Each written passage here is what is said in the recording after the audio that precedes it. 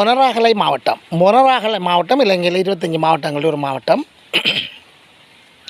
இந்த மாவட்டத்தில் நடந்த மிக மிக மோசமான சம்பவம், அதாவது இலங்கையின் வரலாற்றிலேயே உலக வரலாற்றில் கூட இப்படியான சம்பவங்கள் மிக அரிதாக நடக்கிற வரையில் என்று சொல்ல வரையில் நடக்குது. இலங்கையின் வரலாற்றில் அநேகமாக இது ஒரு முதல் சம்பவமாக இருக்கலாம்னு நினைக்கிறேன். ஒரு சிறுமி பலரால் தொடர்ச்சியாக பாலியல் வன்முறைக்கு உட்படுத்தப்பட்டு துன்புறுத்தப்பட்ட ஒரு சம்பவம். அந்த சிறுமியின் தற்போதைய நிலை என்ன, இந்த சிறுமியை யார் அந்த சிறுமியை பாலியல் வன்கொடுமைக்கு உட்படுத்தினார்கள் என்பதெல்லாம் உண்மையாக மிகவும் ஒரு ஆச்சரியமானதாகவும் மிகவும் ஒரு அதிசயமானதாகவும் ஒரு மனதை நெருடுகின்றதும் உண்மையிலே இப்படி நடக்கிறதா உலகத்தில் என்று சொல்லி தோன்றக்கூடிய ஒரு சம்பவங்கள் வருகிறது. மொனராகலை மாவட்டத்தில் உள்ள தெனமல்வில என்ற ஒரு பிரதேசத்தில் இந்த சம்பவம் நடந்தது.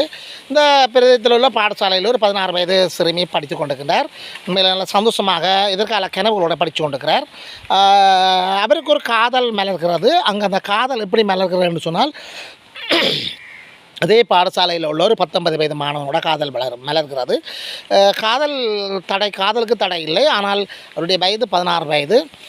ஆனால் அவருடைய காதல் தொடர்ந்து வளர்ந்து கொண்டே இருக்கிறது. இந்த காதலுக்குள்ளான இந்த பிரச்சனை நடந்திருக்கிறது. உண்மையில் இப்போ நாங்கள் இந்த இடத்துல இதை நிறுத்தி வைத்து கொண்டு நாங்கள் சில விஷயங்களை யோசிக்க வேண்டிய சந்தர்ப்பம் இது. உண்மையில் உங்களுடைய பிள்ளைகள், உங்களுடைய ஆண் பிள்ளைகள் என்றாலும் சரி, பெண் பிள்ளைகள் என்றாலும் சரி, எங்கே போகிறார்கள், எப்போ வருகிறார்கள், யாரோட கதைக்கிறார்கள், என்ன கதைக்கிறார்கள், அவர்களுடைய தொலைபேசி உரையாடல் இவ்வளவு நேரம் நடைபெறுகின்றது, அந்த தொலைபேசி உரையாடலுக்கு பின்னர் அவர்களுடைய மனநிலை என்ன, அவர்கள் எங்கே போகிறார்கள், எங்கே வருகிறார்கள் என்பதை கொஞ்சம் பெற்றோர்கள் அவதானிக்க வேண்டும். உண்மையில் மண்ணில் பிறக்கையில் இந்த பிள்ளையும் நல்ல பிள்ளை, அவர் நல்லவராவதும் தீயவராவதும் பெற்றோரின் வளர்ப்பில்லை என்று சொல்லுவார்கள். ஆனால் இந்த பழமொழியின்படி அன்னையின் வளர்ப்பில் தான் சொல்லப்பட்டிருக்கிறது. நாங்கள் எல்லாத்தையும் சாதாரணமாக தாய் மேலே குற்றத்தை ஒப்பித்து விட்டு தந்தைமார் தப்பி கொள்ளலாம் என்ற அந்த சிந்தனை தான் இன்றைக்கு இந்த நாட்டில் நடந்து கொண்டிருக்கிறது. மேலே பெற்றோர்கள் இருவர் பங்கு, பிள்ளைகள் என்ன செய்கிறார்கள். மேலை நாடுகளில் நிறைய சுதந்திரம் இருக்கிறது. ஆனால் ஏனைய நாடுகளில் அந்த சுதந்திரங்கள் அவ்வாறு இல்லை. எந்த நாடாக இருந்தாலும் தங்களுடைய பிள்ளைகள் என்ன செய்கிறார்கள், யாரோட கதைக்கிறார்கள், இவ்வளவு நேரம் கதைக்கிறார்கள், அவர்கள் கதைக்கின்ற போது அவர்களுடைய மனநிலை என்ன என்பதை தாய் தந்தையர் உறவுக்காரர்கள் சற்று கவனிக்க வேண்டும். அவ்வாறு கவனிக்கின்ற பட்சத்தில் நிறைய ஆபத்துகள், நிறைய துன்பங்கள், நிறைய துயரங்கள், நிறைய பின்விளைவுகள், மோசமான பின்விளைவுகள் இருந்து அவர்களை நாங்கள் மீட்டுக்கொள்ளலாம். அந்த அடிப்படையில் நாங்கள் இப்போ தற்சமயம் இந்த விஷயத்துக்கு வருவோம். அந்த 16 வயது மாணவிக்கும் 19 வயதுக்கு மாணவனுக்கும் இடையில் காதல். இந்த காதலின் அடுத்த கட்ட நகர்வாக காதலன் அந்த காதலியை பல தடவைகள் தன்னுடைய தனிப்பட்ட இடங்களுக்கு அழைத்து அவர்கள் கதைப்பதாக தகவல்கள் தெரிவிக்கின்றன. அவ்வாறு அழைக்கின்ற போதெல்லாம் அவர் தன்னுடன் சேர்ந்த பலர், சில இடத்துல 19 பேர் என்று சொல்கிறார்கள், சில இடத்துல 20 பேர் என்று சொல்கிறார்கள். இந்த தகவல்கள் உறுதிப்படுத்தப்பட முடியவில்லை. ஆனாலும் நிறைய நண்பர்களோடு சேர்ந்து அந்த மாணவிக்கு தொடர்ச்சியாக பாலியல் வன்கொடுமையை மேற்கொண்டிருக்கிறார்கள். இது எவ்வாறு அப்படி மேற்கொண்டது, ஏன் அந்த 16 வயது சிறுமி அதற்கு ஒத்துக்கொண்டார் என்று சொன்னால், அவர் முதல் தடவையாக அந்த சிறுமியோட பாலியல் ரீதியான செயற்பாடுகளில் ஈடுபட்டு கொண்டிருக்கிற சமயத்தில் காணொலி ஒன்று எடுத்திருக்கின்றார்கள். அது வீடியோ பதிவாக, அந்த வீடியோ பதிவை தொடர்ச்சியாக அந்த மாணவிக்கு காட்டி அச்சுறுத்தி பிளாக்மெயில் என்று சொல்வார்கள். ஏதாவது ஒன்றை ஒருவர் செய்கின்ற தவறை காட்டி அவரை தொடர்ந்து அச்சுறுத்தி தங்களுடைய தேவைகளை நிறைவேற்றுவதை பிளாக்மெயில் என்று சொல்வார்கள். பிளாக்மெயில். அந்த அடிப்படையில் இந்த மாணவியின் தொடர்ச்சியாக அவ்வாறு மிரட்டப்பட்டு பல மாணவர்களோட தொடர்ச்சியாக பாலியல் ரீதியான வன்கொடுமைக்கு உட்படுத்தப்பட்டிருக்கின்றார். இது சம்பந்தமான பெற்றோர்கள் ஆரம்ப காலத்தில் இது சம்பந்தமாக தெரியாது விட்டாலும் இடைப்பட்ட காலத்தில் பெற்றோருக்கு இது விளங்கியது. ஆனாலும் அந்த வெக்கம், போலீஸ் நிலையங்களை செல்லுதல், நீதிமன்றங்களை செல்லுதல் போன்ற அப்படியான முகம் கொடுக்குற சம்பந்தமான பிரச்சனைகளுக்கு அஞ்சி அல்லது அவற்றை முகம் கொடுக்காத முடியாத நிலைக்கு உட்படுத்தப்பட்டு பெற்றோர்களும் அதை அவ்வளவு கரிசனை எடுக்கவில்லை. இந்த 16 வயது சிறுமி தொடர்ச்சியாக 1 வருடங்களாக அந்த வன்கொடுமைக்கு உட்படுத்தப்பட்டிருக்கிறார் என்று சொல்லப்படுகிறது. அடிக்கடி அந்த 19 பேர் அல்லது 21 பேர் அந்த மாணவியை அழைத்து தங்களுடைய பாலியல் சேட்டைகளை தொடர்ச்சியாக செய்து அந்த பிள்ளை ஒரு கட்டத்தில் கர்ப்பிணியாகி அதன் இந்த கர்ப்பிணியாகின பின்னர் பெற்றோர் அந்த பிள்ளையை வேறொரு இடத்துக்கு மாற்றி சென்றதாக கூறப்படுகிறது. இந்த நிலையில் இந்த பிள்ளை படித்த பாடசாலை ஆசிரியர்கள் அந்த பிள்ளையை தேடி இருக்கிறார்கள்.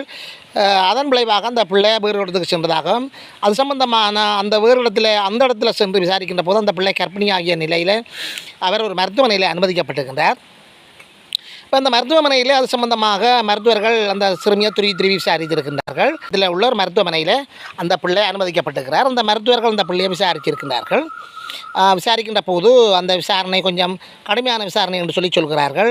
மருத்துவர்களும் பிள்ளையின் அந்த உளவியல் மனநிலைகளை கருத்தில் எடுத்து அந்த பிள்ளையை விசாரிக்கவில்லை என்று கூறுகிறார்கள். அந்த விசாரணை இந்த